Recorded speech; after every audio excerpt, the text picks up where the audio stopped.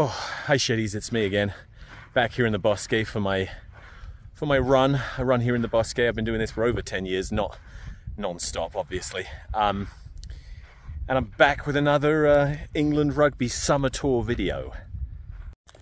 This is annoying because the weather's really nice now. It's not quite summer yet, but it feels like it. And nature feels the same way. So all the fucking insects have come out, and I can't stop too close to the river, otherwise I'll be eaten alive by mosquitoes and whatever other little bitches there are. So I'm gonna have to keep moving as I do this. Now, where are we at? We're talking about locks, aren't we? Which England's second rows should we take on the summer tour? This tiny little summer tour. I feel like second row should be very easy, even to the point of being a bit boring as a video, because I feel like we have a very clear hierarchy, don't we, of who's best in the second row, with Maritoji being number one. I mean, he basically, if he's fit and available, he always starts. Every now and again, somebody will get a bit carried away and say that he's not playing well enough to warrant starting for England, but I think that's just because his standards are so high that when he's playing below his standards, he's only slightly better than the next best.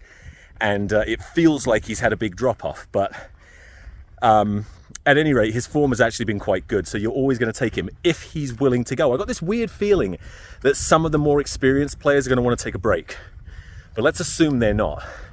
First in the squad is Maritoji.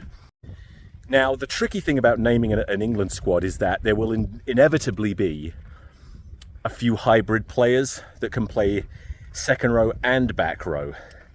So what I'll probably be doing is just naming whichever players can do both jobs in this video, and then I will refer back to this when I do the back row.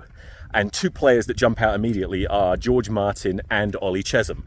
Both of them top class second rows, but also able to operate at the highest level at blindside. We had Martin at second row and Chesham at blindside recently for England. And you could, I suspect that's what they're going to want to stick with, although you could easily switch them around, couldn't you? At any rate, I'd have those two players in there too. So this is very easy, again, assuming they're fit and available. Itoje, Chesham, and Martin. And I would just take one more second row, but who the fuck would it be? Where are you? There you are.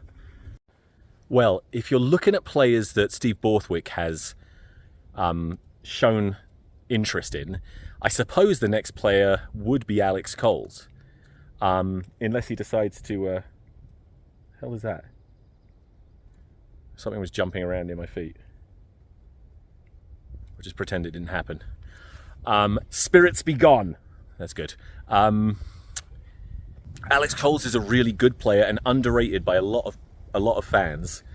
I could see a lot of sense in bringing him. I also really love Bamba from Sales, just as an up-and-coming second row with a lot of potential. And since you've got these very experienced, I say very experienced, George Martin isn't, how many caps does he have? He can't have more than half a dozen, can he? And Ollie Chesham is sort of still building. But still, they've done enough that we're confident in them. Do we need to bring, well, I've got to think this through. Okay, I thought about it. I would just bring Alex Coles. I was thinking of players like Bamba, and I almost thought a little bit more, but I decided I didn't want to bother. I feel like the best way of building a winning team that is able to fulfill its potential is simply to pick the best players. And I think if you wanted to win a match against the best teams in the world, and you were short of, you know, your top three locks, who's next off the conveyor belt? It's Alex Coles. So I would bring Alex Coles. That's simple. So that's it. Yeah, so there you have it. Itoje, Martin, Chesham, and Coles. And I doubt very much that this will be these will be the players that Borthwick takes, because I doubt very much they'll all be available. But if they are, that's what I would do. The next video I'm going to do will be back row. That's when it's going to get a bit more interesting, because this was too fucking easy, wasn't it?